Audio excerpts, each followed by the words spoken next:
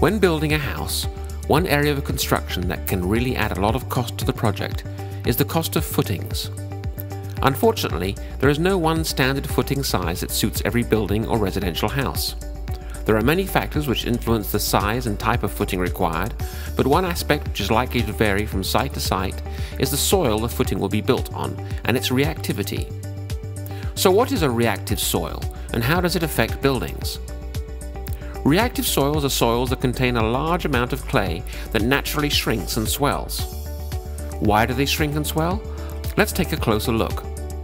Clays are made up of tiny plates.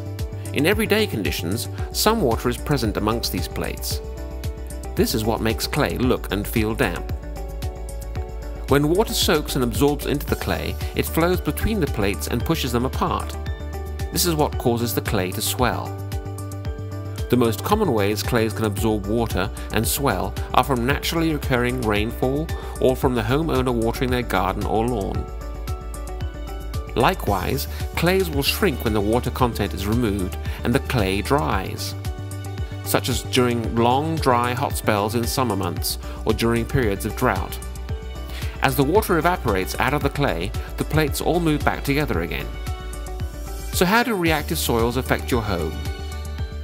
Before a house is built on a block of land, the soil would naturally swell during wet periods, then shrink again during the dry, hot periods as the water evaporates. For this example, let's assume the swelling and shrinking soil movement throughout the seasons across the site is relatively consistent.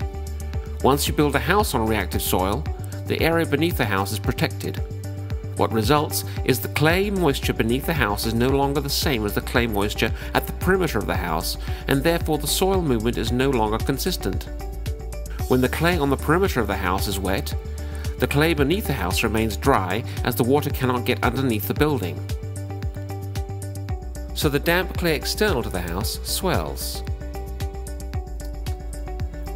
This inconsistent soil movement can impart huge forces on the building, causing it to bend, resulting in cracks to floors and walls.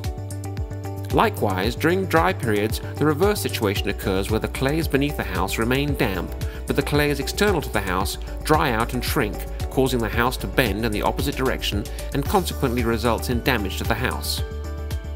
Either way, the constant natural shrinking and swelling of the clays is clearly not good for buildings.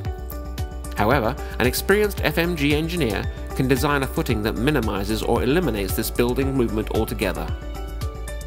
So how do we stop this happening to buildings that are built on reactive soil? Watch our next video to find out.